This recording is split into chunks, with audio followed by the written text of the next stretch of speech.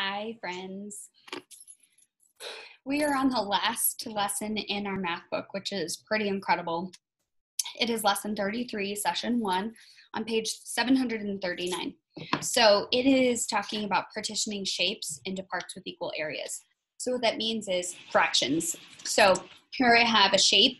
When I say partition, that means I'm going to break it up. So I'm going to take this square. It has 4 equal sides, 4 right angles. All sides are the same length, and I'm going to partition it. That means I'm breaking it up.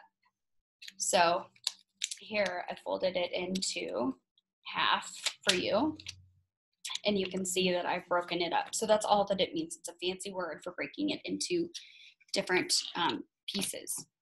Page 739 says, use 2 different ways to break each square into 2 equal parts. Shade 1 part of each square. What unit fraction could you use to describe the shaded part? Explain how you know. So this is, again, just going back to those fractions. Here I have your 3 squares, and you're breaking them into 2 equal parts. So I'm going to show my first one like this, and like this, and like this. Now you could shade either this side or this bottom side. You could shade this top side or the bottom side. You could shade the left side or the right side. And now with each one, I'm going to have 1 out of the 2. Now how you know, I hope that's not too small, is that you have the numerator is the shaded, and the denominator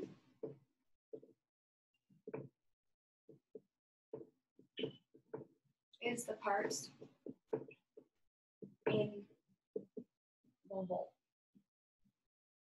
So out of this whole square, I have 2 parts. So my fraction is 1/2. Explain, number 1 on page 740, explain how you know the unit fraction that names the shaded part of each square. Well, I have 1 part of 2 pieces. So that's how you know 1/2 is shaded. I have 1 part of those 2 pieces. So there's 2 pieces, and I broke them down into 2 pieces, and I colored in 1. Number 2, look ahead. You can break apart the same shape into equal parts in a lot of ways. You can use fractions to describe the area that each part covers. Look at the rectangles below. The shaded areas of all 4 rectangles are both alike and different. So number 2 has 4 different rectangles. It's the same shape, and then they broke it into different pieces. So I'll write number 2, letter A. It says, what fraction of the area of rectangle A is shaded? So you need to count the pieces, and you can see that 1 is shaded out of 4. Letter B. Oh, I'm just gonna go down the line then. What fraction of rectangle B is shaded? 1. Oops. 1/4. What fraction of rectangle C is shaded? So rectangle C, you're going to count all the pieces. 1, 2, 3, 4, 5, 6, 7, 8. That's your denominator, and then you have 2 that are shaded in. So that would be 2/8. Now letter D is the same. You're going to count all the pieces. 1, 2, 3, 4, 5, 6, 7, 8. And out of those 8, 2 are shaded. So it would be 2/8. For a rectangle C and D, what unit fraction is equivalent to the fraction shown by the shaded part? So for rectangle C and D, what unit fraction is equivalent to the fraction shown by the shaded parts? So equivalent means equal. I know that this is 2/8 and this is 2/8. But if I take these lines away, 2/8 is equal to 1/4. So the answer to letter B is 1/4. What they're saying is they're looking for equivalence. So if you look at the amount of these 2/8, it's equivalent to this 1/4. Same here, these 2/8, if I erase that line in between those, it's equal, this 2/8 is equal to 1/4. It's just a different way of showing it. Number 3, what is the same about the areas shown by the shading in the 4 rectangles above?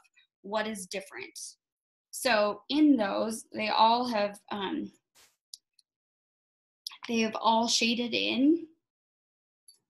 What is the same about the areas shown by the shading in the 4 rectangles above? Well, in C and D, they cut them into smaller pieces. So in C and D, you have 8 pieces. So this is number, I think it's number 4. Oh, number 3.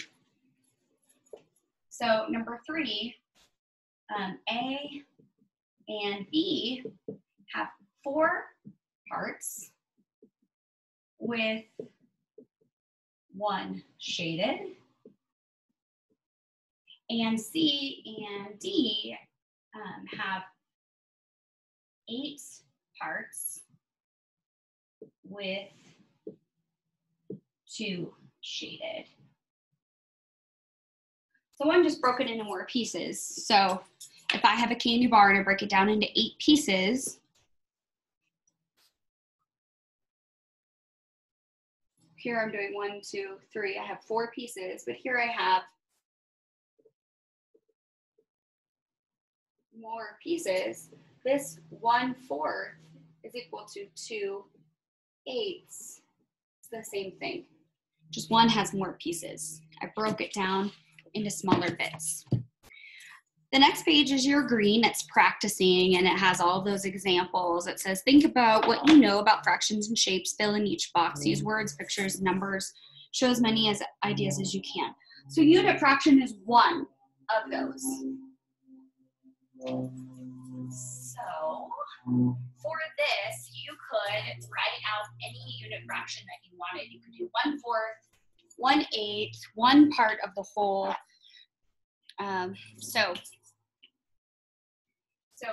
this you could say a fraction with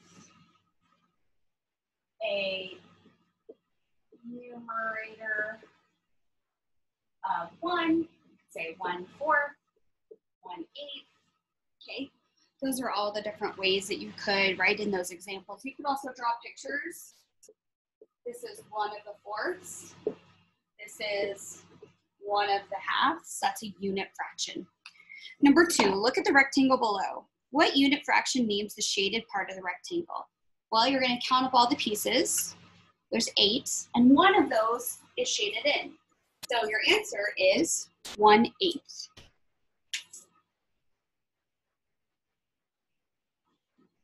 Number 3 is on page 742. Solve the problem to show your work. Use different ways to break each square into 4 equal parts.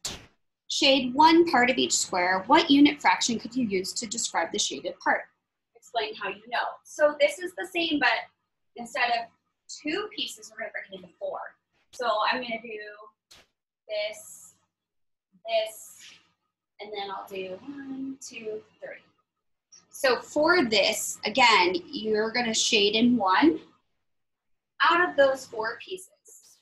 So you could shade in here, here, here, here, here, here, here, here, any of those.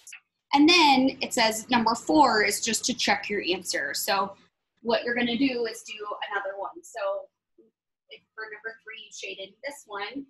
For number 4, draw it again and shade in that one. So the numerator is 1 piece. Oops, I misspelled piece. And the denominator has 4 pieces of the whole.